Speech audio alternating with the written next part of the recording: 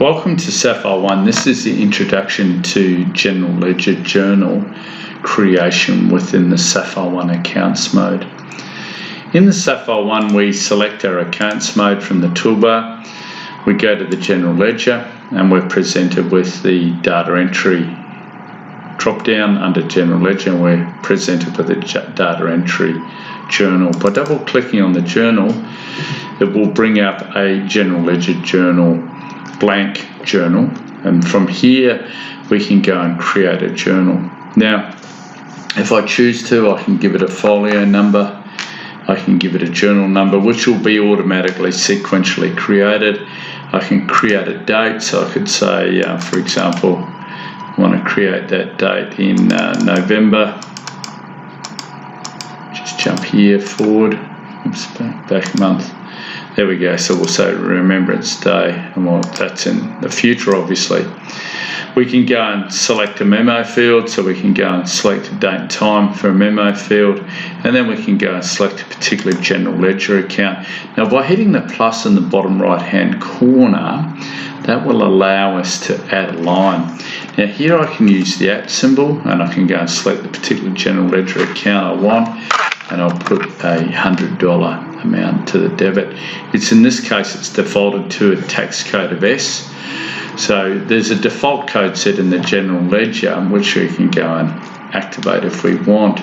We've also got the ability on the General Ledger journal to add a project code or project line, and we've also got the ability to go and add notes. We've also got the ability to split the journal across multi-company, but we'll cover that under a specific movie on multi-company. Now we want to go and add another line. So I've got two ways of doing this. I can hit the plus in the bottom right hand corner. Alternatively, I can go Control/. Now it's Control/ on Windows. On a Mac, it's Command/, does the same thing.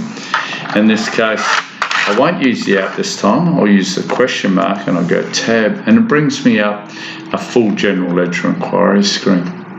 I'll go and select the other side that I want that to go to, and I'll green tick that. And now I've selected this particular General Ledger account. I'll tab through to the credit side, and I'll put that in for $100.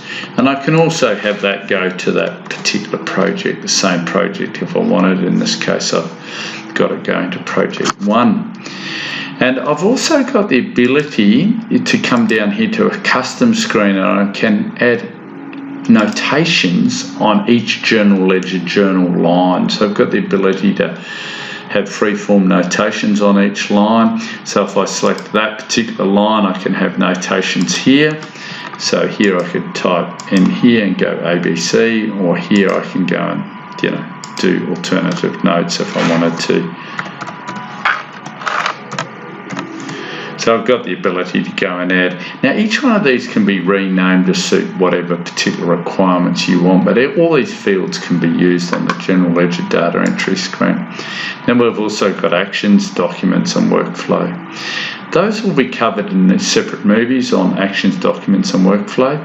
But in a nutshell, the ability to add an action note on a General Ledger journal, which will then go and create a particular action which will automatically flow through to the calendar. Alternatively, I've got the ability to also add a document. So two ways I can do it. I can go and add it from here. So I simply click on the plus, and I can go and select my desktop, and I'll go and select a particular invoice. Here we go, or a particular document, and now that's been added in there. And the way we know it's been added is the paperclip turns from red to green. Alternatively, I could have also added it through by just clicking the paperclip. So now I've got the General Ledger journal completed. I've also got the ability, if I wanted to, set that up as a standing transaction. I could do that. So I've got monthly, 30 days, fortnightly, weekly, yearly, other. Now other is simply a number of days. So if I wanted to type in 180 days, this journal will reappear every 180 days. Or if I wanted to type in 730, it'll occur every 730 days as an example.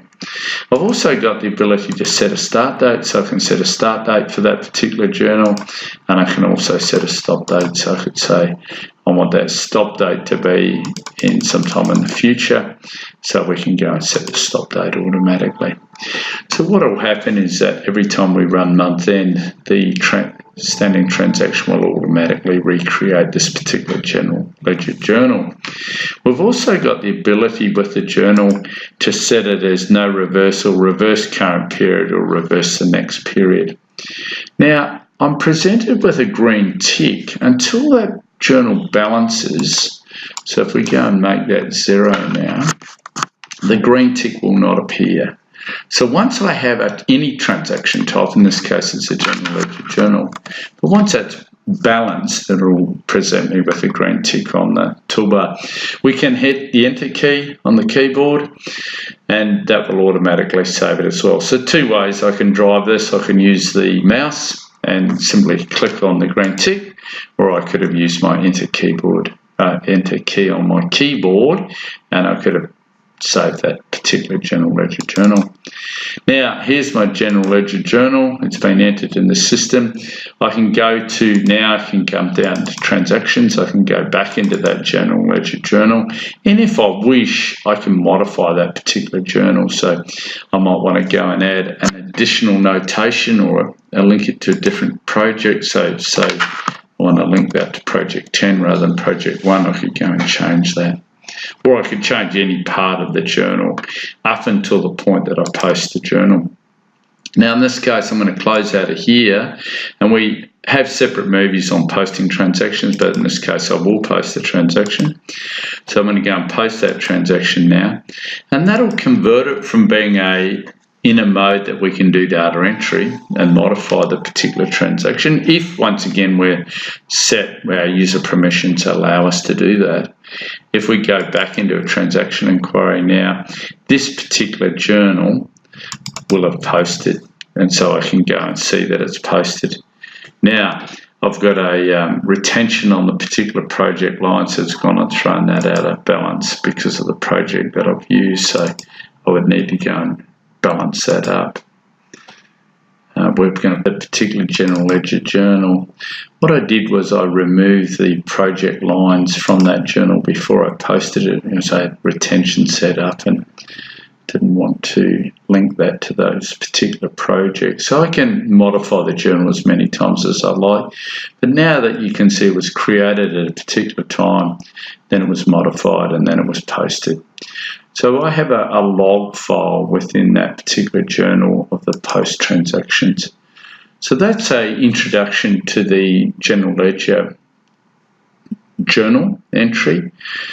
We've also got the ability to do a general ledger through the palette data entry screen. So what we did was that we did the general ledger through here. We selected general ledger and we selected general ledger journal there. Alternatively, I can come over here to my palette and I can create a general ledger journal from here.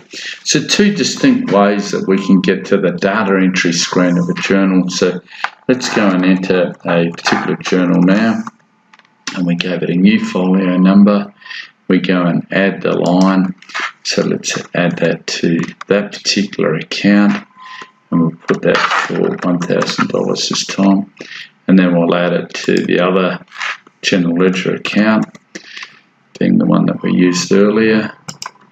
And this time we'll go to the debit credit and $1,000. I'll green tick that now. So it's gone and effectively done exactly the same thing. So if we go to a transaction inquiry, there's my general ledger journal. And if we go and show subset, I can then go and select that and select post transactions if I want to, and I can go and post that transaction from the data entry screen. Alternatively, close out of here and I can come down to my post transactions and I'll bring it up here and I can go and post that. So I've got two distinct ways to do the data entry for a general ledger journal. As we see here, we've got the data entry screen here by using the SDI toolbar. Alternatively, I can come over here and use my palette toolbar and I can go and do a General Ledger Journal from here. Thank you for taking the time to watch the Sapphire One Accounts Mode General Ledger Journal entry.